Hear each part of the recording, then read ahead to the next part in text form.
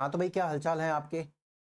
कैसी चल रही है आपकी पढ़ाई? पढ़ाई कर रहे हो कि नहीं कर रहे भाई? राजस्थान ज्योग्राफी जो है आपको समझ में आ रही है क्या, या नहीं आ रही? नहीं आ रही ना भाई? राजस्थान ज्योग्राफी इतनी आसान थोड़ी है, या आसान है? आज हम राजस्थान ज्योग्राफी का जो भौतिक प्रदेश है उसका लास्ट पोर्शन खत्म करते हैं। इसके बाद में ये हमारा एक बहुत बड़ा टॉपिक जो है वो पूरा हो जाता है। एग्जाम की दृष्टि से बहुत ज़्यादा इंपॉर्टेंट टॉपिक है ये भाई। तो आज हम पढ़ते हैं भाई हाड़ौती का पठार जो है। वो पढ़ने से पहले एक चीज़ मैं आपको बताता हूँ। मेरे से किसी ने पूछा था कि भाई ये जो देशांतर होते हैं वो कैसे टाइमलाइन को बताते हैं, कि भाई टाइम को कैसे बताते हैं। अब देखना, वापस से जल्दी से इमेजिन करना, बाकी की आप वो क्लास वापस से देखो एक बार। एक बॉल लो, बॉल के ऊपर मैंने ये बोला था आपको कि जल्दी से ऐसे करके एक आपको वो करना है, सुई उसके बीच में पिरोनी है एकदम से बढ़िया से। अब उसके ऊपर एक धागा बांध दो भाई, यहाँ पे एक धागा बांध दो, उसको खींचते हुए लेके आओ और वो दूसरी साइड लाके बांध दो।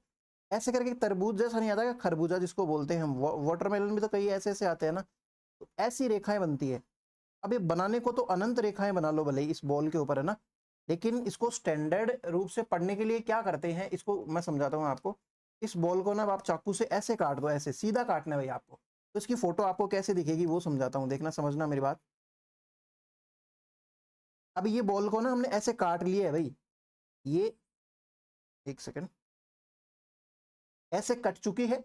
तो अब आपको ये बॉल का जो दिख रहा है ना, आप ऊपर से देख रहे हो, मतलब कटी हुई बॉल को देख रहे हो, तो उसके ये किनारों पे आपको ये छोटे छोटे डॉट्स दिख रहे हैं ना। ये पूरी वैसे तो धागा ही है, लेकिन आपको कटी हुई है, इसलिए आपको क्या दिख रहा है, डॉट डॉट डॉट डॉट दिख रहे हैं ना। वरना ये है क्या, पूरा वही। अब समझ पा रहे ना, इमेजिन, मैंने पहले भी बोला था कि अक्षांश और देशांतर जो है आपके इमेजिनेशन का ज्यादा खेल है भाई। तो अब इसके सेंटर में से एक यहाँ पे आपको मैंने बिठा दिया, यहाँ पे बैठे थे आप बॉल के बीचों बीच सेंटर में, आप यहाँ कहीं देख रहे हो भाई। तो ये तो 0 डिग्री एंगल बन रहा है भाई इससे, है ना, इसी प्लेन से।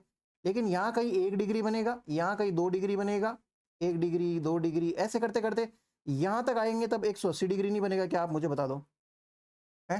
फिर इसके इधर जाएंगे, क्योंकि ये आधे वृत्त हैं इसलिए 181 डिग्री स्टार्ट होगा।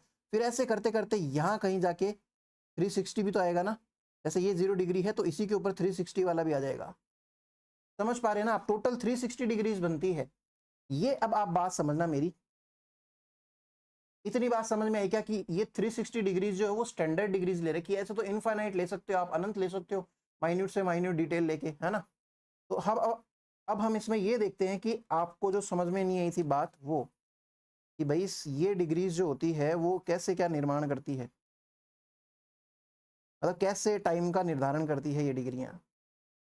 करना क्या है आपको, सबसे पहले एक पृथ्वी बनानी है भाई, बना दो पृथ्वी। ये पृथ्वी है, ठीक है, और ये सूर्य है भाई इसके सामने, कहीं ना कहीं यहाँ पे सूर्य है। अब सूर्य का काम क्या है, ये किरणें फेंकता है, सीधी किरणें फेंक रहा है, ऐसे भी किरणें फेंक रहा है ना, ऐसे भी किरणें फेंक रहा है। ये हर दिशा में फेंक रहा है, हमें हर दिशा से कोई मतलब नहीं है। लेकिन अब एक बार के लिए समझिए, ये जो आपने देशांतर बनाया था, कहीं ना कहीं ये वाला देशांतर है, तो कहीं ना कहीं कोई, ध्यान से देखना, कहीं ना कहीं कोई ना कोई देशांतर तो इस पॉइंट पे भी होगा, जो सूर्य के एकदम सामने किरणों वाले पोर्शन पे है। अब मैंने आपको ये बोला था कि धरती जो होती है वेस्ट टुवर्ड ईस्ट घूमती है, पश्चिम से पूर्व की ओर घूमती है। तो ये वाला पॉइंट सदा के लिए यहाँ तो रहने वाला नहीं है, ये मूव कर जाएगा, घूम जाएगी, तब ये पोर्शन तो चला जाएगा पीछे की साइड में, इधर इधर की तरफ। लेकिन यहाँ कहीं ऐसे मान के चलो, ये वाला पॉइंट जो है ये कभी ना कभी यहाँ पे आएगा ना, सूर्य के सामने, क्योंकि यहाँ तो भाई अंधेरा ही अंधेरा है, पहले से ही सूरज की कोई रोशनी जा ही नहीं पा रही। अब आप खुद सोचिए ना, एक बॉल लीजिए, उसके सामने एक और बॉल रखिए, अब ये बल्ब है, ये पीछे वाली जो बॉल है, ये जो भी लाइट फेंकेगी इसके पीछे तो आएगी नहीं, यहाँ तो बिल्कुल आने से रही। तो आपको समझ में आई ना बात, इधर अंधेरा है ना। तो अब ये लाइन जो घूम के यहाँ तक आएगी, इसको कुछ ना कुछ तो टाइम लगेगा। उस टाइम को हम कैलकुलेट कर रहे थे। हमने बोला क्या था कि भाई 360 डिग्री घूमने के लिए धरती को कितने 24 घंटे लगते हैं, 24 घंटे लगते हैं। तो 1 घंटे में धरती कितना घूम जाएगी, तो 15 डिग्री घूम जाएगी, 15 डिग्री देशांतर। फिर उसको और डिटेल में देखना था तो 60 मिनट के हिसाब से कर लो, इससे डिवाइड कर दो। 1 डिग्री कितनी देर में घूम जाएगी, 60/15, है ना। 1 डिग्री घूमने के लिए इसको 4 मिनट लगेंगे, 4 मिनट लगेंगे। अब यहाँ तक ही समझो आप, एक बार मिनट के ऊपर मत जाओ, और भी सेकंड्स में कर सकते हो। मैं कहना चाह रहा हूँ कि धरती को क्या लगता है, 1 डिग्री घूम जाती है 4 मिनट में। यानी कि यहाँ पे अगर 0 डिग्री है ना, अब समझना आप, जिसने पूछा था 0 डिग्री वाली सूर्य के एकदम सामने है ये देशांतर। अब 4 मिनट बाद क्या होगा, 0 डिग्री वाली तो घूम के उधर चली जाएगी पीछे की साइड, यानी कि इधर चली जाएगी, और 1 डिग्री वाली आ जाएगी 4 मिनट बाद में। तो यहाँ पे अब मैं 0 डिग्री नहीं करके 1 डिग्री कर दूं, ऐसे करके फिर अलग अलग जगहों का टाइम नहीं हो सकता क्या? मान लो यहाँ पे 6 बज रहे हैं सुबह के, 6 बजे सूर्योदय हुआ है यहाँ पे, है ना, AM सॉरी PM नहीं, 6 बजे सूर्योदय यहाँ पे हुआ। अब यहाँ पे तो सूर्योदय हुआ ही नहीं, यहाँ पे तो बिल्कुल ही नहीं हुआ। यहाँ पे सूर्योदय होने के लिए इसको इतना घूमना तो पड़ेगा ना, यहाँ पे आएगा तभी सूर्योदय होगा, और सूर्योदय होगा तो कोई ना कोई तो टाइम लगेगा। ये पॉइंट धरती का कोई ये पॉइंट यहाँ पे था। अब इसको सूर्योदय होने के लिए जितना भी टाइम लगेगा वो हमने स्टैंडर्ड्स निकाल लिए, 1 डिग्री घूमने के लिए 4 मिनट लगते हैं, तो इसको जितना भी टाइम लगेगा उतना डिफरेंस तो है ना। यहाँ पे 6 AM बोल सकता हूँ क्या मैं? यहाँ पे दूसरे पेन से बताऊं, यहाँ पे मैं 6 AM बोल सकता हूँ क्या? नहीं बोल सकता ना। ये 6 AM मैं कब बोल पाऊंगा? जब ये वाला पोर्शन यहाँ पहुंच जाएगा भाई, इस वाली जगह पे पहुंच जाएगा, तब 6 AM बनेंगे। तो इस तरीके से ये टाइम के लिए बताते हैं। और अक्षांश जो है वो उसके लिए बताते हैं, क्या नाम है उसका, टेम्परेचर। जैसे जैसे ऊपर जाते हैं अक्षांशों में टेम्परेचर बढ़ता है या घटता है भाई? घटता है क्या? चलो ठीक है, जो भी है। अब आप हेडिंग लगाएंगे दक्षिण पूर्व का पठार या फिर हाड़ौती प्लेटो। समझ में आएगा भाई? आपके कोई कंफ्यूजन हो तो पूछा करो भाई, पूछा करो। यहाँ कहीं है हमारा दक्षिण पूर्व का पठार, इसका थोड़ा बहुत पोर्शन इधर भी फैला हुआ है। हम इसको आज खत्म करते हैं। ये बहुत इंपॉर्टेंट टॉपिक है भाई आपके राजस्थान जीके ज्योग्राफी का। सबसे इंपॉर्टेंट टॉपिक है फिजिकल डिविजन्स। बहुत हार्ड होते हैं, समझ में ही नहीं आते, ऊपर से जाते एकदम भयंकर, प्लेन से भी ऊपर। तो ये है हमारा दक्षिण पूर्व का पठार। क्यों इसको दक्षिण पूर्व का पठार बोल रहे हैं? आप खुद बना सकते हैं, आप बहुत समझदार। अब तो ये वेस्ट है, ये साउथ है, ये ईस्ट है, ये नॉर्थ है। दक्षिण में भी आ रहा है, इस पोर्शन में आ रहा है ना, दक्षिण और पूर्व में आ रहा है, इसलिए इसको बोलते हैं दक्षिण पूर्व का पठार। या फिर इसको क्या बोलेंगे? हाड़ौती का पठार। हाड़ौती का पठार क्यों बोलते हैं? क्योंकि हम आगे देखेंगे कि भाई चौहान जो राजवंश है, चौहान वंश जो है, उसकी ही एक ब्रांच है, एक शाखा है, हाड़ा डायनेस्टी। हाड़ा ब्रांच करके यहाँ पे राज करती थी इस एरिया में, कोटा, बूंदी, बारां, झालावाड़। इसलिए इस पठार को क्या बोल देते हैं? हाड़ौती का पठार। अब मैं पठार भी आपको बता चुका हूं, लेकिन एक बार फिर से अपन डिटेल में देखते हैं। होता क्या है, ये धरती है भाई, है ना, धरती है। धरती के नीचे बहुत सारा लावा बन रहा है ऐसे, अब ये लावा जो है ना ऊपर उठ रहा है, ऊपर उठ रहा है, ऊपर उठ रहा है। इसको कहीं तो बहुत ऐसे पहाड़ी एरिया होता है, वहां से अगर निकले तो इसको ज्वालामुखी, जैसे बोलते हैं ना, उद्गार बोलते हैं, क्या बोलते हो, ज्वालामुखी का विस्फोट हो गया भाई, ये लो, भाग जाओ यहाँ से। तो ऐसे करके ये ज्वालामुखी का विस्फोट हो गया। लेकिन अगर कोई समतल जमीन है, मेरी बात सुनना, यहाँ पे भी एक और पहाड़ी है, समझना, डिटेल में समझना इस चीज को। यहाँ पे भी कोई पहाड़ी है, इससे भी हो रहा है ज्वालामुखी उद्गार, लग नहीं जाए आपके, हट जाओ, ठीक है। ये हो रहे ज्वालामुखी उद्गार। अब क्या है, यहाँ पे कोई पहाड़ नहीं था, मान लेते हैं एक बार के लिए, यहाँ पे कोई दरार बन गई, मान लो एक सिंपल सा क्रैक बन गया। अब इस क्रैक के थ्रू क्या होगा, ज्वालामुखी ऊपर निकलना स्टार्ट होगा। अब आप खुद सोचिए, धीरे धीरे धीरे धीरे ये लावा जो है ये निकल रहा है, बाहर निकल रहा है, तो ये इस तरीके से फैलेगा नहीं क्या भाई? आप एक काम करना, एक बाल्टी लो, बाल्टी में नीचे छेद लगा दो, नीचे छेद लगा के उसमें से पानी भरो, तो पानी तो ऐसे ही भरेगा ना जैसे समतल है। तो ऐसे कर करके समतल जो पार्ट है कुछ ऊपर उठेगा यहाँ तक।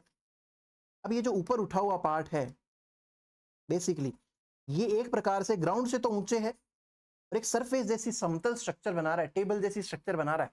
इस चीज को हम क्या बोलते हैं भाई? पठार। समझ में आया क्या भाई आपको पठार क्या होता है?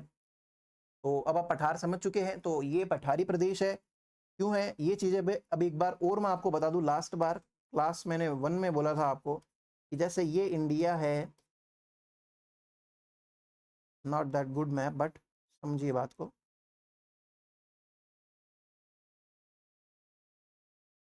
ये काम चलाऊ सा मैप है भाई।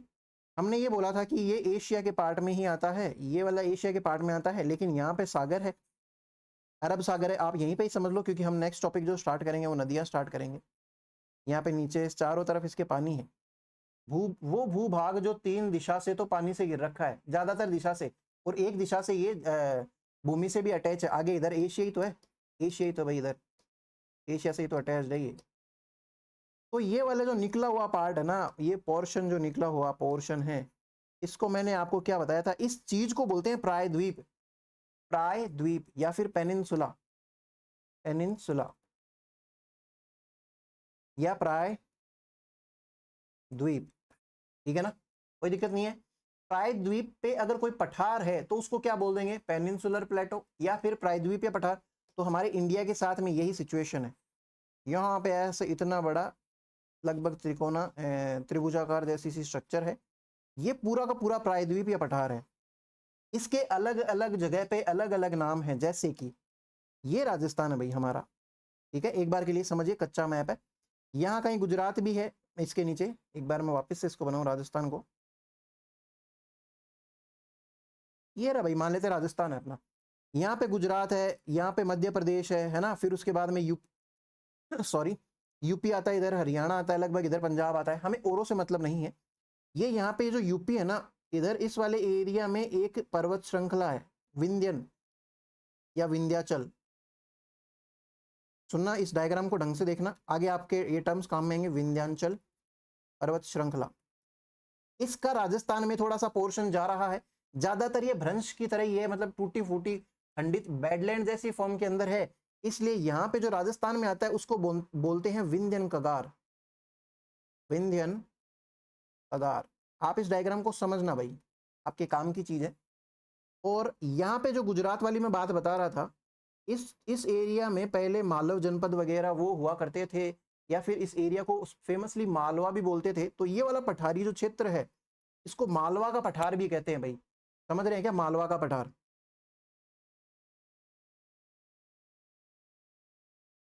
ठीक है, जो राजस्थान का हाड़ौती का पठार है ना, वो इसका ही हिस्सा है लगभग, मालवा का पठार है। अब एक चीज और समझना इसमें, साउथ के अंदर एक पठार है भाई, पूरा का पूरा लगभग, यार अब मैं कैसे बताऊं इसको, चलो बैंगनी कलर से ट्राई करते हैं, या तो फिर स्काई ब्लू आ जाएगा क्या इस पे, हाँ तो जाएगा, बढ़िया नहीं लगेगा, ठीक है भाई, बैंगनी कलर से ट्राई करके देखते हैं। यहाँ कहीं पे ये साउथ वाले पोर्शन के अंदर एक पठार और आता है, इसको दक्कन का पठार कहते हैं। ये लावा की वजह से निर्मित है।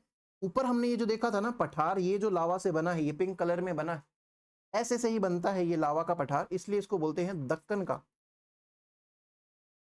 दक्कन बेसिकली दक्षिण की साइड को, दक्कन का लावा पठार या डेक्कन प्लेटो, डेक्कन प्लेटो। तो अब एक चीज सोचना, ये हाड़ौती का पठार ही है। अब मैं कई जगह तो बोलूंगा कि ये विंध्यन कगार भूमि का भाग है, तो यहाँ पे आपको समझ में आ जाएगा, विंध्यन कगार यानी कि स्कार्प लैंड। स्कार्प मतलब किसको बोलते हैं, जो ऐसे पथरीली नुकीली प्लेट जैसी सी होती है ना, उनको बोलते हैं बेसिकली। तो ये कगार भूमि जो हो गई, इसका भी पार्ट है। अब क्या आप कह सकते हो क्या कि ये दक्कन के अलावा के पठार का भी कुछ भाग है इसमें, या मालवा के पठार का भी इसमें कुछ भाग है? तो ये सब चीजें इसके लिए रिलेवेंट। और ये भी कह सकता हूँ कि ये प्रायद्वीप या पठार का भी भाग है, क्योंकि हमने पहली ही क्लास में बोला था क्या, भूल गए हम तो ये सब एक बार इस डायग्राम को घूर लो, आप एक सेकंड के लिए घूर लो, ताकि फिर हम अब sorry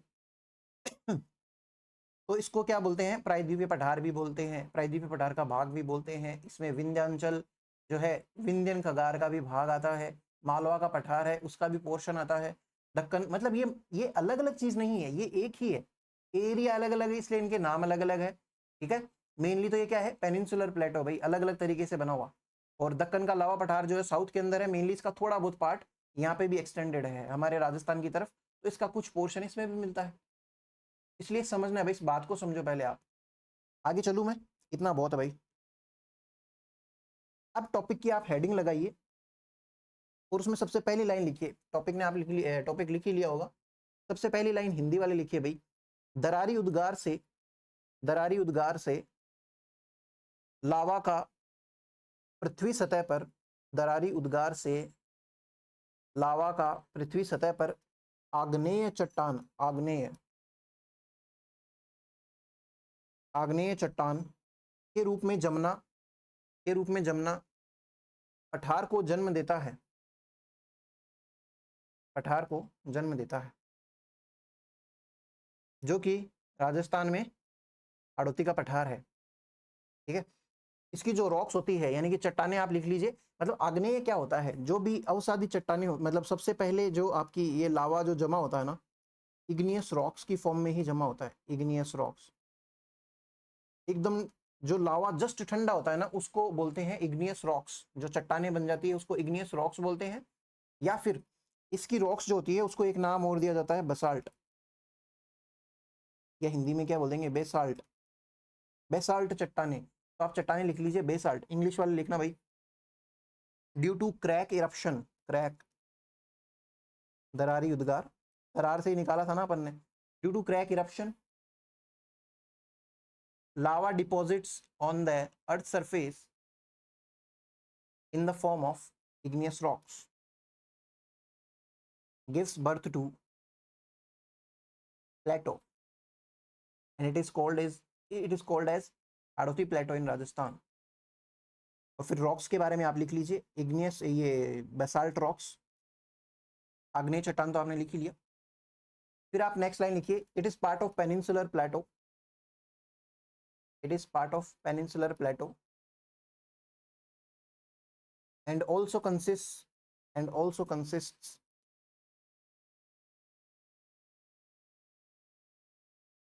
northwestern part of Malwa plateau. अब आपको समझ में आ रहा है, मालवा प्लेटो ये प्रायद्वीपीय पठार का भाग है, ये प्रायद्वीपीय पठार का भाग है जिसमें कुछ अंश मालवा के पठार के, जिसमें कि कुछ अंश मालवा का उत्तर पश्चिमी, मालवा पठार का उत्तर पश्चिमी भाग भी आता है, मालवा पठार का उत्तर पश्चिमी भाग भी आता है। ठीक है, तो ये वाली लाइन लिख ली। अब सेकंड लाइन एक और लिख लीजिए भाई, it is second most oldest physical division of Rajasthan. यह है राजस्थान का दूसरा सबसे प्राचीनतम, पहला कौन सा है भाई, दूसरा सबसे प्राचीनतम फिजिकल डिवीजन है या भौतिक प्रदेश है, लिखिए। अब इसका एक्सटेंशन लिखेंगे हम, नेक्स्ट लाइन में आप एक्सटेंशन लिखिए भाई। तो अब ये बात तो हाड़ौती के लिए हमेशा लिखनी है आपको, कोटा आंख बंद करके, बूंदी, बारा एंड झालावाड़, झालावाड़, ठीक है, ABBJ। इसके अलावा इसके अंदर जो हमारा हाड़ौती का पठार है, इसमें कुछ अंश आता है चित्तौड़गढ़ का भी भाई, कुछ अंश इसमें आता है बांसवाड़ा का, कुछ अंश इसमें आता है प्रतापगढ़ का भी भाई। तो लिख लो, ये रटना नहीं है, आपको समझना है। आपने सारे रट लिए होंगे अब तक, तो मुझे पता है इतनी क्लासेस हो चुकी है, तो आपको राजस्थान का मैप तो पूरा आता होगा भाई, अब तो सारे जिले याद हैं आपको। प्रतापगढ़ और उसके बाद में एक भीलवाड़ा और लिख लीजिए भाई, ये आपको एक आइडिया रहे कि हाँ इस एरिया के अंदर है भाई। ठीक है, फिर इसका हम अक्षांशीय और लैटिट्यूड्स एंड लॉन्गिट्यूड्स लिखेंगे भाई। लैटिट्यूड एंड लॉन्गिट्यूड लिखो भाई, अक्षांश और देशांतर लिखिए। तो इसका अक्षांश जो है वो आता है हमारे पास 23 डिग्री 51 मिनट नॉर्थ से 25 डिग्री 27 मिनट नॉर्थ, और इसका देशांतरीय विस्तार जो है वो आप लिखेंगे 75 डिग्री 15 मिनट से ईस्ट से 77 डिग्री 25 मिनट ईस्ट। ठीक है, ये लिख लो भाई, ये आपको थोड़े आइडिया होने चाहिए बस थोड़ा सा, और कल को एग्जाम में क्वेश्चन भी उठा ले तो आपको थोड़ा सा ध्यान रहना चाहिए कि 73 तो नहीं था भाई है, या फिर मान लो 30 तो नहीं था यार हाड़ौती के पठार के लिए, तो आपको थोड़ा आइडिया होना चाहिए। ऑप्शंस ऐसे ही आएंगे, ऐसे इतने क्लोज ऑप्शंस नहीं आएंगे कि 75 वाले 77 वाले ऑप्शंस दे दिए सारे, या 23-25 वाले दे दिए सारे, ऐसा नहीं होगा, आपको बस आइडिया होना चाहिए। फिर उसके बाद में ये गोंडवाना लैंड का पार्ट है, ये भी लिख लो, it is part of Gondwana land, ये गोंडवाना लैंड का भाग है। इसकी ढाल दक्षिण से उत्तर पूर्व की ओर है। Its slope is from south towards north east and its average height is 500 metre, आधा किलोमीटर। इसकी औसत ऊंचाई 500 मीटर है या आधा किलोमीटर है, और ये बनता है क्रिटेशियस पीरियड में। ये चीज भी लिख लो भाई, पहले लिख चुके हैं फिर भी एक बार के लिए लिख लो।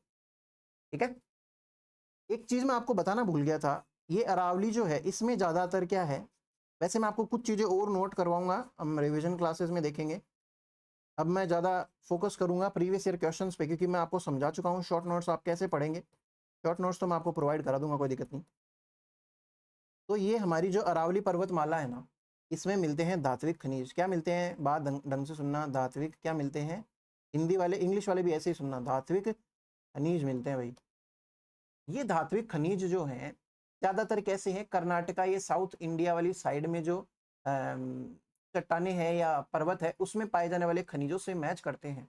और उधर वाले जो चट्टाने हैं उनको बोलते हैं धारवाड़ क्रम की चट्टाने। क्या बोलते हैं, धारवाड़ क्रम की चट्टाने, धातु से बनी हुई है इसलिए धारवाड़ क्रम की चट्टाने। इसलिए राजस्थान की जो अरावली जो पर्वतमाला है ना उसमें भी धातु पाए जाते हैं, वैसे सही कर्नाटका वाली साइड जो है। इसलिए जो भी हमारी राजस्थान की अरावली पर्वतमाला है उसकी चट्टानों को क्या बोलते हैं, धारवाड़ क्रम की चट्टाने भी बोलते हैं। क्यों बोलते हैं, रीजन समझ में आया? तो आप उधर मेंशन कर लेना अरावली में ही कहीं पे एक लाइन कि अरावली की चट्टाने धारवाड़ क्रम की चट्टाने हैं। Aravalli rocks are of Dharwar order, Dharwar order है ना, ये वाली लाइन मेंशन कर लेना। वैसे ही ये जो है हमारा दक्कन, ये जो हाड़ौती का पठार है, हाड़ौती प्लेटो जो है, ये किसका है भाई, तो ये है आर्कियन। आप लिखो चट्टाने इसमें कौन सी है, आर्कियन विंध्यन ऑर्डर या फिर आर्कियन विंध्यन क्रम की। अब विंध्यन क्या है आपको पता है ना, विंध्यन क्रम की चट्टानें पाई जाती है, सिंपल सी बात है, यहां तक लिखो भाई। अब इसके बारे में एक जनरलाइज्ड फैक्ट और लिखो इस हाड़ौती के पठार के बारे में कि यह राजस्थान का सर्वाधिक वर्षा वाला भौतिक प्रदेश है। It is Rajasthan most rainfall physical division. It, फिर सेकेंड लाइन लिखना इसी में कोमा लगा के, यह राजस्थान का सबसे ज्यादा मसाला उत्पादक भौतिक प्रदेश है। It is most spice producing physical division of Rajasthan. और इसके अंदर फिर एक तीसरी लाइन और लिखना, यहाँ यह राजस्थान का सर्वाधिक नदियां प्रवाह वाला क्षेत्र है, नदियां प्रवाह वाला क्षेत्र है। It is most river flowing physical division of Rajasthan. समझना बात क्या है, नदियां जो है ये मान लेते हैं हाड़ौती का पठार है और ये ईस्टर्न प्लेन है, यहाँ से भी नदियां निकलती है वैसे तो बहुत सारी, लेकिन इसमें इतनी ज़्यादा नदियां ना, आप अपन देखेंगे अभी नदियों में चंबल के अंदर तो सबसे ज़्यादा नदियां लगभग है ना इसमें से ही निकलती है। इसलिए ये वाली लाइन मैंने आपको लिखा रखी है भाई। समझ में आई क्या बात, बात समझ में आ गई तो आगे चलते हैं फिर। अब आगे आप एक लाइन लिखना, इसको दो इकाई, हाड़ौती के पठार को दो इकाइयों में विभाजित कर सकते हैं, हाड़ौती के पठार को दो इकाइयों में विभाजित कर सकते हैं। लिखना इंग्लिश वाले, it Hadoti plateau can be divided into 2 units, Hadoti plateau can be divided into 2 units। अब आप मेजर सबसे पहले लिखेंगे विंध्यन स्कारपलैंड, स्कारपलैंड या फिर विंध्यन कगार भूमि, हिंदी वाले लिखो भाई। फिर इसके अंदर सबसे पहले आप लाइन लगा के लिखेंगे मुख्यतः चंबल तथा बनास नदी के बीच, नदी के मध्य, ठीक है, between Chambal and Banas river, mainly between the Chambal and Banas river. लिख लिया। एक्सटेंशन लिखेंगे भाई, एक्सटेंशन इसका है करौली में। समझना बात को, करौली कौन है, डांग की रानी है, राजा है, धौलपुर में। फिर उसके बाद में सवाई माधोपुर में। ये तीन जगह मेनली फैला हुआ है। तो अब आपको समझ में भी आ रहा है ना, ये राजस्थान का मैप है, अगर छोटा सा मैं बनाऊं तो यहाँ कहीं करौली, धौलपुर और सवाई माधोपुर ये सब पड़ते हैं, और वो जो पोर्शन है इस तरीके से तो आता है राजस्थान में। तो ये स्कारपलैंड वाला इसका पोर्शन है। और एक्सटेंशन लिखने के बाद इसकी एवरेज हाइट लिखना भाई, विंध्यन स्कारपलैंड जो है ना इसकी एवरेज हाइट क्या है, 350 से 550। देखो 3 की जगह 5 लिखा है बस, ऐसे हल्की फुल्की छोटे मोटे ट्रिक्स बना के उनको यहीं पे याद करके भूल भी जाया करो। फिर एक लाइन और लिखना इसके बारे में, यह बलुआ चट्टानों से मिलकर बना हुआ है, बलुआ चट्टानों से, बलुआ चट्टानों से या फिर sandstone, it is made of sandstone. यहाँ पे अलग अलग अपन देखेंगे कि गुलाबी कलर का सैंडस्टोन मिलता है, उसके बाद में जैसे स्लेटी कलर का सैंडस्टोन मिलता है, गुलाबी वाला जो है ना वो करौली के अंदर मिलता है। करौली डांग की रानी भी है वैसे, और रानी को गुलाब देते हैं एक तरीके से। ऐसे करके अलग अलग ट्रिक्स बनाएंगे हम। तो और जैसे धौलपुर है उसमें लाल कलर का मिलता है, राजा खेड़ा है ना उधर धौलपुर में सिलाना, तो राजा गुस्से से लाल हो जाता है, आग बबूला हो जाता है ना। तो वो सब चीज़ें हम आगे देखेंगे भाई। ये जब आएंगे ना इंडस्ट्री वगैरह, वहाँ पे हम इनको कंप्लीट कर लेंगे, या खनिजों में कंप्लीट कर लेंगे। यहाँ तक की चीज़ें आपको क्लियर हुई क्या? फिर उसके बाद में आप लिखना स्टार्ट करेंगे यहाँ से, इसके जनरलाइज फीचर तो हुए ख़त्म। अब एक लाइन लिखना यहीं पे अंदर। उससे पहले मैं एक डायग्राम बना के आपको समझाना चाहता हूँ। ये है भाई, किसका मैप है भाई ये, क्या आप मुझे बता सकते हो? देखिए, ये यहाँ पे अगर मैं हाड़ौती का पठार बना दूँ, एक बार समझना मेरी बात, यहाँ पे मैं बना दूँ अरावली पर्वतमाला, दो चीज़ें हुई। अब यहाँ क्या होता है, क्योंकि यहाँ पे क्या था भाई, पहले ये मैदान ही तो है। ये मैदान मैंने आपको याद करो पहली पहली क्लास में बताया था कि ये मिट्टी जो लाई गई है समुद्र द्वारा या नदियों द्वारा, जो मिट्टी लाई गई है उसके डिपोजिशन से बना। यानी कि इससे पहले यहाँ क्या था, खड्डा था भाई, बहुत अंदर वाली गर्त थी, भ्रंश था। तो वैसी ही एक महान भ्रंश पाई जाती है अरावली और उसके बीच में। इतना मिटेगा क्या? ठीक है। अरावली और हाड़ौती के पठार के बीच में एक महान भ्रंश पाई जाती है। ये कुछ इस प्रकार चलती है, बाउंड्री की तरह चलती है, ये एक लाइन सी बनाती हुई चलती है, इसलिए इसको बोलते हैं ग्रेट बाउंड्री फॉल्ट। ग्रेट, आप बना लो ये डायग्राम, बाउंड्री छोटा सा बनाना, बाउंड्री फॉल्ट, या हिंदी में इसको बोलेंगे महान सीमा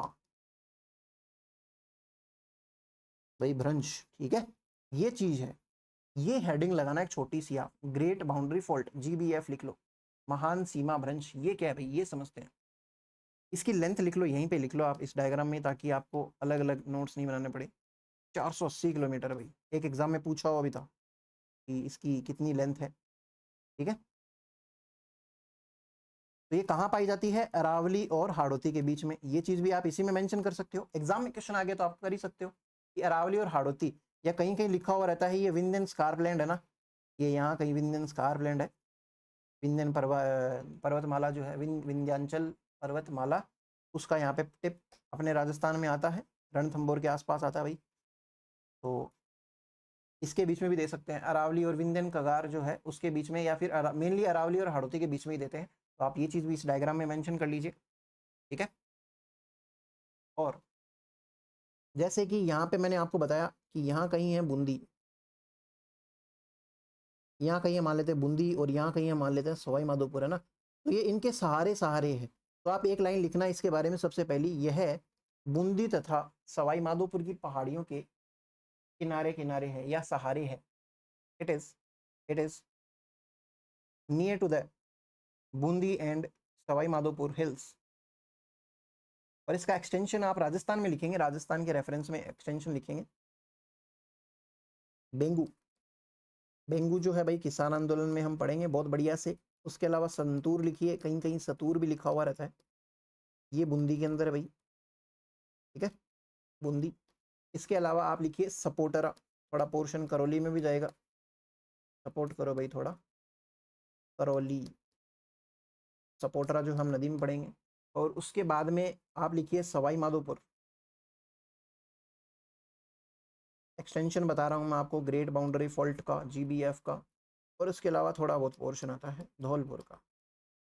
तो ये आप सब जवान लोग लिख लीजिए। ये यहाँ तक इसका एक्सटेंशन वाला पोर्शन हो गया। तो ये छोटी सी एक चीज़ बीच में मैंने बता दी आपको, ग्रेट ट्रांजिट जो सॉरी ये ग्रेट बाउंड्री फॉल्ट जो है, ये विंध्याचल स्कार्पलैंड से थोड़ा सा मिलता जुलता है। ये इसका पार्ट नहीं है, ये ग्रेट बाउंड्री फॉल्ट एक पॉइंट है जो हाड़ौती के पठार के अंदर आता है। ठीक है, यहाँ का हाड़ौती का पठार जो है ना, इसके आसपास है ये ग्रेट बाउंड्री फॉल्ट।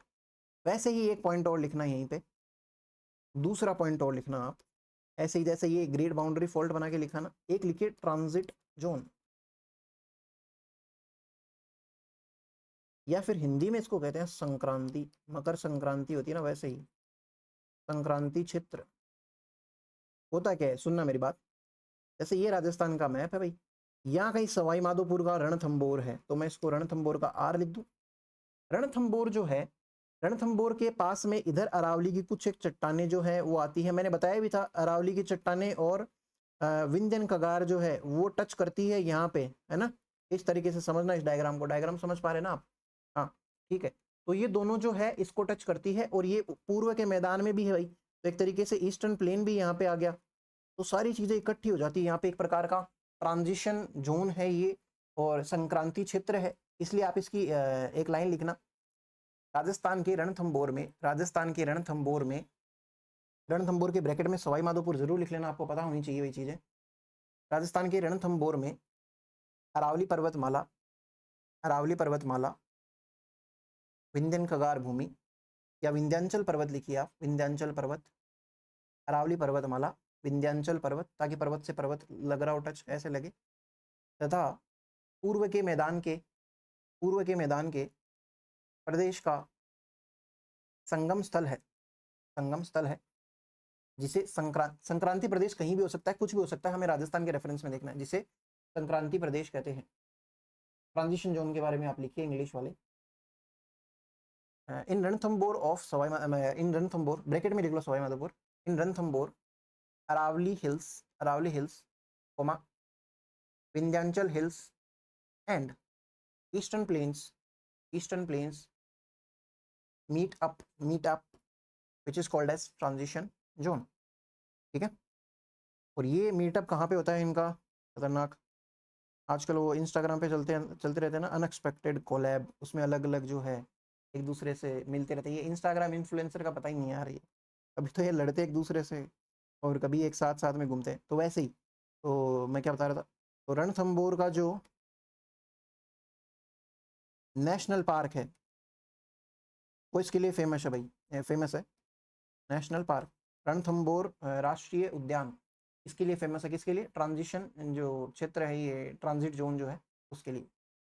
तो आप यहाँ तक की चीज़ें समझे क्या है। फिर भाई एक स्टार लगा के यहीं पे लिख लीजिए, बात खत्म हो। रणथंभौर में रंगीन पहाड़ियाँ पाई जाती है, रणथंभौर में रंगीन पहाड़ियाँ पाई जाती है, colourful hills are found in Ranthambore, Ranthambore में रंगीन पहाड़ियाँ पाई जाती है। फिर आप इसका बी पॉइंट लिखेंगे, बी पॉइंट। हमने सबसे पहले क्या देखा, ये आपका विंध्यन कगार भूमि, उसके बाद में सेकंड आप लिखना इसी का ही पार्ट है, हाड़ौती प्लेन का ही, हाड़ौती पठार का ही, डेक्कन प्लेटो, डेक्कन लावा। अब आपको पता ना डेक्कन प्लेटो कौन सा है, लावा प्लेटो, दक्कन का लावा पठार, दक्कन का लावा पठार, लावा क्या होता है पता है ना आपको? इसका एक्सटेंशन लिखिए भाई, ये है किस में पढ़ रहे हैं, हाड़ौती के पठार में ही। अब आपको बार बार में कंफ्यूजन नहीं होनी चाहिए इस चीज़ के रिगार्डिंग, आपको समझ में आ गई होगी बात, ठीक है। तो एक्सटेंशन इसका कहाँ कहाँ है वो लिख लीजिए आप, कोटा बूंदी बारा झालावाड़ लिख लीजिए, KBBJ तो लिख लो, KBBJ। मेनली जो है हमारा कोटा बूंदी बारा झालावाड़, जिसको हम हाड़ौती का पठार भी कहते हैं, इसी पोर्शन को, इसमें सारे में पाया जाता है कौन, दक्कन का लावा पठार का क्षेत्र, ठीक है। तो ये लावा से निर्मित है, तो इसलिए यहाँ की जो रॉक्स होंगी वो काली होंगी भाई, लावा जो होता है ना जमता है तब काली रंग की मिट्टी पैदा करता है, और काले रंग की मिट्टी जो है काफ़ी फेमस है, ये यहाँ की उपजाऊ मिट्टी है, कृषि में हम पढ़ेंगे। तो मिट्टी जो है काली होती है, लिखिए आप काली मिट्टी, तथा बेसाल्ट चट्टानें, black soil and basalt rocks, black soil and basalt rocks. अब इसी दक्कन के पठार के बारे में हम आगे चीज़ें पढ़ रहे हैं, समझ में आई बात। इसी में आप एक छोटा सा पॉइंट बना के लिखिए, ये इसी का ही पॉइंट है, मालवा का पठार या फिर मालवा, मालवा का पठार तो उधर चला जाएगा, इसमें हम लिखेंगे मालव प्रदेश, सॉरी मालवा का पठार तो मैंने आपको एक्सप्लेन कर ही दिया था, मेनली किधर है, मालव प्रदेश। राजस्थान में मालव प्रदेश के अंदर दो जिले आते हैं भाई, एक तो आता है आपका प्रतापगढ़, है क्या भाई, प्रतापगढ़ से कोई, दूसरा आता है झालावाड़। प्रतापगढ़ और जो झालावाड़ है ये मेनली कहलाते हैं मालव प्रदेश के हिस्से, है ना। एक स्टार लगा के आपने ये लिखा, दूसरा स्टार लगा के आप लिख लीजिए ऊपर माल का पठार, माल का मतलब ही पठार होता है, आपको बताइए, ऊपर माल का पठार, मैं क्या लिख रहा था, हाँ प्लेटो, ऊपर माल का पठार। आपको ये पता ही है भैंसरोडगढ़ से कहाँ तक है ये, बताइए मुझे आप। ये जो ऊपर माल का पठार है और ये जो मालवा प्रदेश है, ये जो दोनों है ना, ये इस डेक्कन लावा पठार का हिस्सा है। तो आप इन दोनों के ऐसे एरो लगा के ऐसे लिख लीजिए, पार्ट ऑफ डेक्कन लावा प्लेटो, या फिर दक्कन के लावा पठार का हिस्सा, दक्कन के लावा पठार का हिस्सा। लिख लिया। फिर उसके बाद में आप इसमें ना पॉइंट्स बना बना के अब हिल्स के नाम लिखेंगे हम। दक्कन के लावा पठार में कुछ हिल्स आती है, तो सबसे पहले आप हिल्स लिखना एक ऐसे हेडिंग बना के, हिल्स बना के सबसे पहले आप हिल्स लिखेंगे। फर्स्ट लिखेंगे मुकुंदरा हिल्स। मुकुंदरा हिल्स हमने पहले भी देखा था, हमने एक साथ सारे हिल्स देखे थे। मुकुंदरा हिल्स जो है वो पठार में आते हैं, ना कि अरावली के अंदर। तो मुकुंदरा हिल्स जो है, मुकुंदरा हिल्स जो है, ये एक प्रकार की, आप लिखना सबसे पहली लाइन लिखना, ये अर्धचंद्राकार पर्वतमालाएं हैं या अर्धचंद्राकार पर्वत श्रेणियां हैं। These are crescent shaped ranges, these are crescent shaped ranges. Length इनकी लिख लीजिए आप 120 किलोमीटर, 120 किलोमीटर लंबी, 120 किलोमीटर लंबी। और इसका जो ढाल है, सॉरी ढाल नहीं, एक्सटेंशन जो है, एक्सटेंशन आता है नॉर्थ वेस्ट से साउथ ईस्ट। ठीक है, नॉर्थ वेस्ट से साउथ ईस्ट, या फिर उत्तर पश्चिम से दक्षिण पूर्व, इसका एक्सटेंशन आता है। ये जो मुकुंदरा हिल्स है, इसमें सबसे बड़ा जो हिल आता है वो मैंने मतलब जो मुकुंदरा हिल्स है उसमें सबसे बड़ा हिल आता है, उसको बोलते हैं चांद बड़ी, चांद बड़ी या चांद बाड़ी जो है, अब इंग्लिश में बड़ी बाड़ी कंफ्यूज हो जाता है। इसकी सबसे ऊंची चोटी है जिसकी लेंथ कितनी है, 517। देखिए मुकुंदरा हिल्स खुद कैसे है, क्रिसेंट है, अर्धचंद्राकार है। उसकी वो जो चोटी है उसका नाम भी क्या है, चांदबाड़ी या चांदबड़ी। ठीक है, 517 मीटर। मैंने किलोमीटर बोला था क्या अभी? तो आप, अरे भाई किलोमीटर के लिए मना करके किलोमीटर लिख रहा हूँ, मीटर। ठीक है, 517 मीटर। इसके बारे में एक छोटी सी लाइन और लिखना मुकुंदरा हिल्स के बारे में ही, ये विंध्यन विंध्यन रेंज का हिस्सा है। These are part of Vindhyan range, या फिर ये विंध्यांचल या विंध्यन श्रृंखला का हिस्सा है, इस श्रृंखला का हिस्सा है। फिर इसी में सेकंड और लिखिए आप, जो अब हम पढ़ रहे हैं दक्कन का लावा पठार, उसमें कुछ पहाड़ियाँ पढ़ रहे हैं। दूसरी लिखिए बूंदी की पहाड़ियाँ, बूंदी की पहाड़ियाँ, बूंदी हिल्स। इनके बारे में भी लिखिए कि ये भी जो है ना अर्धचंद्राकार पहाड़ियाँ हैं, ये भी अर्धचंद्राकार पहाड़ियाँ हैं। और इसका जो एक्सटेंशन है वो आप लिखेंगे नॉर्थ ईस्ट से, नॉर्थ ईस्ट से, नॉर्थ ईस्ट से साउथ वेस्ट, नॉर्थ ईस्ट से साउथ वेस्ट तक 96 किलोमीटर। लिखो भाई एक्सटेंशन या विस्तार। अब एक चीज़ समझना, अगर मैं ये मैप बनाऊं, यहाँ पे एन है, यहाँ पे एस आता है, यहाँ पे डब्ल्यू आएगा, यहाँ पे ई आएगा, यही आता है ना भाई? मेरे को याद नहीं रहता, देखो थोड़ा सा आपको रहता है। देखिए मैंने क्या बोला, मुकुंदरा हिल्स कैसे हैं, नॉर्थ वेस्ट से कहाँ जाते हैं, मैं एक बार मुकुंदरा हिल्स बना रहा हूँ, नॉर्थ वेस्ट से साउथ ईस्ट की तरफ जाते हैं। एक बार के लिए मैं अगर ऐसे कह दूँ, सही बात है। और ये जो बूंदी की पहाड़ियाँ हैं, ये कैसे हैं, ये बूंदी की पहाड़ियाँ कुछ ऐसे हैं, नॉर्थ ईस्ट से साउथ वेस्ट की तरफ, यानी कि दूसरे पेन से बनाओ, एक तरीके से ऐसे क्रॉस सा बनाती है, एक दूसरे के ऊपर ओवरलैप नहीं है ये बूंदी में भाई। और ये मुकुंदरा हिल्स मेनली कोटा और इधर झालावाड़ इस साइड में है। तो मुकुंदरा हिल्स जो है आपके इस तरीके से है। तो ये अलग अलग इनका विस्तार हो गया, आपको विस्तार समझ में आया। और हम बात कर रहे थे बूंदी की पहाड़ियों की, तो उसमें आप एक लाइन लिखिए, इसकी सबसे ऊंची चोटी, सर्वोच्च चोटी जो है उसका नाम क्या है, सतूर है भाई, सतूर। सतूर की जो हाइट है वो 3-5 करती है। आपने बोलते ना किसी को ज़्यादा 3-5 मत कर, ज़्यादा नाटक मत कर, राजस्थानी में बोलते हैं ऐसे, ज़्यादा 3-5 मत कर, 3-5 मत कर, फिर भी 3 एक और एक्स्ट्रा ऐड कर देना, 3 मीटर। ये इसकी सतूर की हाइट है, हाईएस्ट पीक है किसकी, बूंदी की पहाड़ियों की। तो भाई ये बात हो गई मेनली बूंदी की पहाड़ियों की। ठीक है, अब एक लाइन इसके बारे में लिखना भाई, थर्ड पॉइंट बना के लिख लो आप ऐसे, हिल्स के अंदर ही लिख रहे हैं, इसके लिखिए बूंदी तथा सवाई माधोपुर की अराबाला, बूंदी तथा सवाई माधोपुर की अराबाला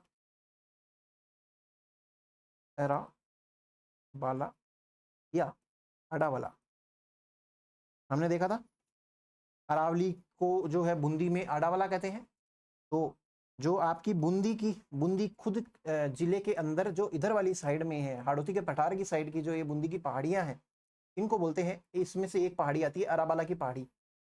अराबाला की पहाड़ियां बूंदी और सवाई माधोपुर की तथा तथा कोटा की मुकुंदवाड़ा पहाड़ियां, कोटा की मुकुंदवाड़ा पहाड़ियां दक्कन के अलावा पठार का ही हिस्सा है, दक्कन के अलावा पठार का ही हिस्सा है। अराबाला hills of Bundi and Sawai Madhopur, अराबाला hills of Bundi and Sawai Madhopur and Mukundwara hills of Kota, Mukundwara hills of Kota are Mukundwara hills of Kota fall in the Deccan lava plateau region, fall in the Deccan lava plateau region। यहाँ तक की चीजें आपको क्लियर है क्या भाई? हैं?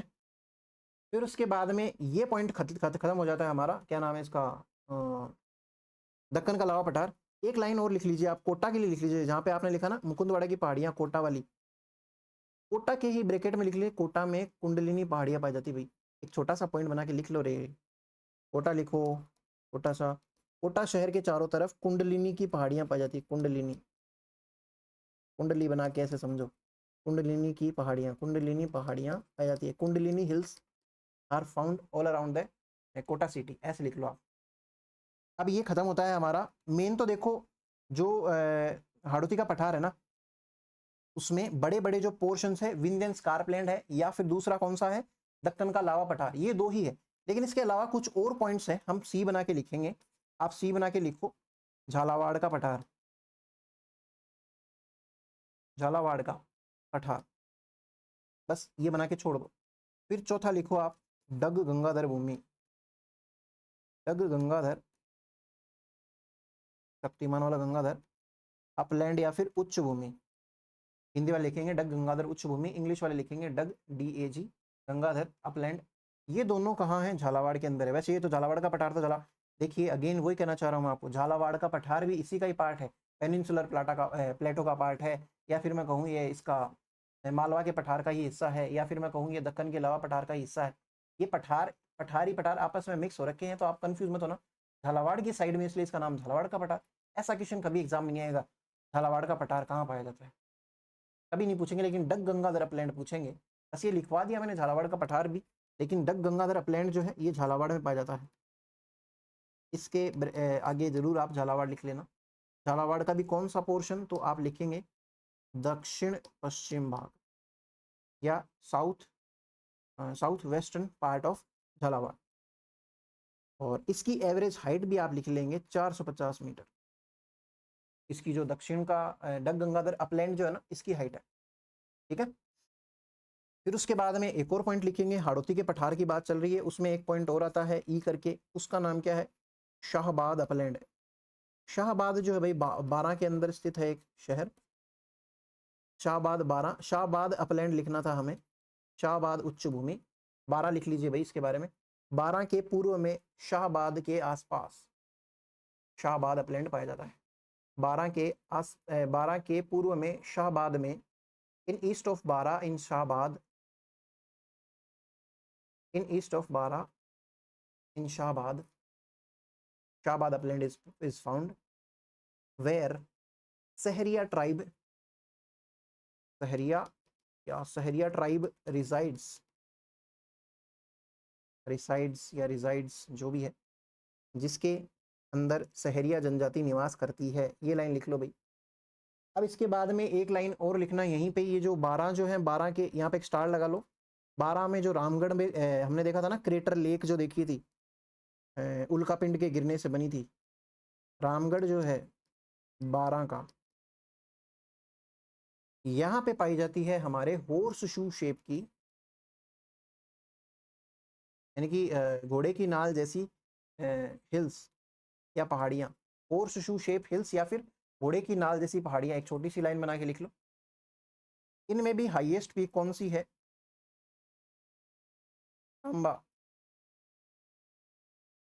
तांबा जो है उसकी हाइट है 4, 5, 6। लो भाई, आपको याद करने की टेंशन ही नहीं है, 4 के बाद 5, 5 के बाद 6। तो यहाँ तक आपने चीज लिखी। अब एक लाइन आप इसके बारे में लिखेंगे, रामगढ़ जो है उसको यूनेस्को द्वारा, मतलब भारत के, मतलब कुछ ऐसी साइट्स होती है जो नेचुरली बन गई, जैसे यहाँ पे मीटियोराइट्स गिरे थे, उल्कापिंड गिरे थे, तो एक क्रेटर झील का निर्माण हुआ एक अचानक से। तो वो एक पृथ्वी की खुद की बनाई हुई विरासत है, एक प्रकार की, एक भूमि का निर्माण है। एक सेकंड रुकना भाई प्लीज।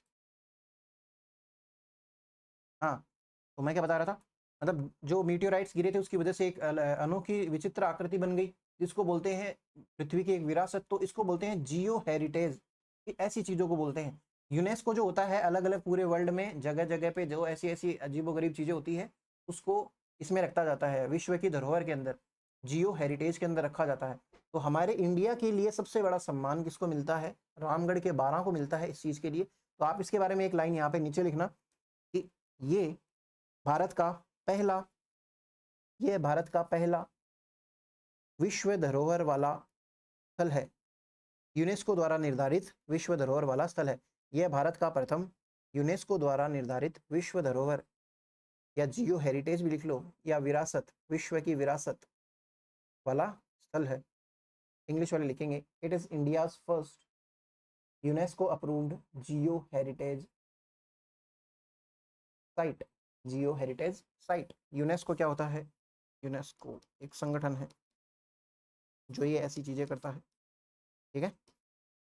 तो और ये यूरेनियम बहुत ज़्यादा पाया जाता है भाई यहाँ पे 12 के अंदर। अब देखो मीटियोराइट गिरा है तो मतलब काफ़ी एनर्जेटिक चीज़ है, जो यूरेनियम उसके अंदर होता होगा, जिसकी वजह से यहाँ पे इस वाले एरिया में रामगढ़ 12 में क्या मिलता है? यूरेनियम मिलता है। अब एक लास्ट छोटा सा पॉइंट और है जो हमारे हाड़ौती के पठार में आता है, रिवर मेड, आप हेडिंग लगाना, रिवर मेड प्लेन्स। यहाँ भाई, यहाँ पे भी प्लेन्स पाए जाते हैं जो कि काफ़ी उपजाऊ होते हैं। हिंदी वाले लिखेंगे नदी निर्मित, नदी की स्पेलिंग बड़ी कर लेना भाई, नदी निर्मित मैदान, नदी निर्मित मैदान। तो आप इसके बारे में एक छोटी सी लाइन लिखना, चंबल तथा उसकी सहायक नदियों द्वारा बनाए गए, चंबल तथा उसकी सहायक नदियों द्वारा बनाए गए उपजाऊ मैदान को नदी नदी निर्मित मैदान कहते हैं, नदी निर्मित मैदान कहते हैं, या फिर रिवर मेड प्लेन्स कहते हैं। हाड़ौती वाले में ही पाए जाएंगे ना, चंबल नदी तो हाड़ौती में बहती है, मरुस्थल में तो बहती नहीं है। तो यहाँ पे इसी के साथ में हमारे फिजिकल डिविजन्स जो है राजस्थान के सारे कंप्लीट होते हैं, सारे इंपॉर्टेंट है भाई। और आपके मान के चलना लगभग सारा कुछ इसी में से ही आएगा। कुछ छोटी मोटी, एक दो छोटी छोटी माइन्यूट चीज़ें छूट गई है, जो मैं आपको बाद में लिखवा भी दूंगा, कोई टेंशन वाली बात नहीं है। जैसे वो एक धारवाड़ वाली बात छूट गई थी मेरे से, ऐसे छोटी छोटी चीज़ें हल्की फुल्की सारी मिस, क्या बोलते हैं उसको, सारी मिस कर दूंगा, कोई भी चीज़ मिस नहीं करेंगे, ठीक है। तो पढ़ते रहिए बढ़िया बढ़िया से। नेक्स्ट टॉपिक जो हम नदियाँ स्टार्ट करेंगे। तो आपकी पढ़ाई कैसी चल रही है? आप लगातार पढ़ रहे हो कि नहीं पढ़ रहे? पढ़ते रहो भाई, पढ़ते रहो। आपको एग्जाम क्लियर करनी है तो पढ़ना ही पड़ेगा। आज नहीं पढ़ोगे, नेक्स्ट वैकेंसी में पढ़ोगे, नेक्स्ट में नहीं पढ़ोगे, उसके नेक्स्ट में पढ़ोगे, फिर फाइनली जाके कहीं ना कहीं कुछ तो कुछ मेहनत का काम करोगे। तो यहीं पे मेहनत कर लो ना। आपकी 5-7 महीने की मेहनत, आपकी जो भी एग्ज़ाम है 1.5 महीने बाद, जैसे ये ग्राम सेवक वाली है, पटवारी वाली है उससे पहले, या फिर अगर आप असिस्टेंट प्रोफेसर की तैयारी कर रहे हो, मैं तो बार बार एक ही लाइन कहता हूँ, आपकी 5-7 महीने की मेहनत आपको जीवन भर आराम दे देगी। तो ईमानदार बनिए, खुद के साथ में बढ़िया से मेहनत करते रहिए, और फिर मिलते हैं हम नेक्स्ट क्लास के अंदर। नदियाँ लेके आऊँगा आपके घरों तक। चलते हैं भाई।